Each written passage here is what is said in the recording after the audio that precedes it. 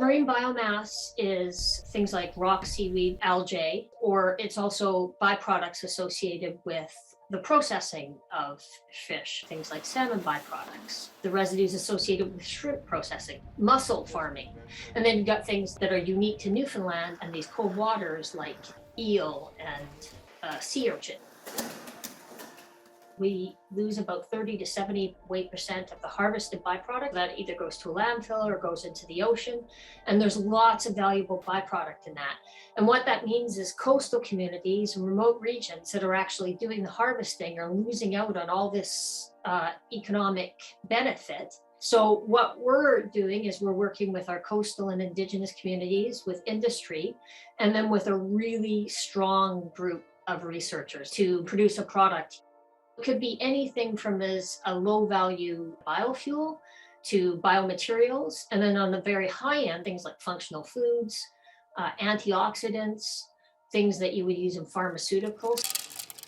It's trying to match the products with the region and their infrastructure too, really, because we're trying to grow the region, right? We'd like the process and the producing to be in the region that they're actually harvesting from. This new trend of all these institutions collaborating with First Nations is a win-win for everybody because it's using and utilizing Indigenous knowledge and using the two-eyed seeing way of looking at this, which is important. Two-eyed seeing has been applied at the getting Indigenous students involved in universities, but it really hasn't been applied to the research. Two-eyed seeing is looking through an Indigenous worldview of the world around us as compared to the contemporary, modern, European-based worldview. So you're taking in the qualities and the really important parts of the Indigenous way of doing things and trying to integrate and work together with some of the research, Western ways of research.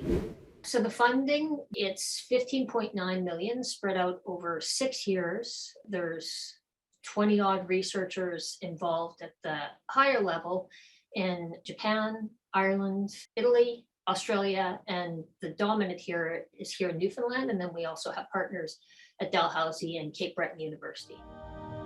I believe there's about 8 or 9 bands involved in this initiative, and we will be working with the research teams at some point when they come to the communities, and we look forward to that. I think there has always been known by many that there were already Indigenous solutions to a lot of these things before Western society made it a problem, but they weren't listening to Indigenous knowledge to apply it to help them correct it. So I think I see a circles coming around, and that's another part that I like because they're coming to the communities, they're coming to the people, they're coming to they're looking at the Indigenous knowledge, and I think that's key to success.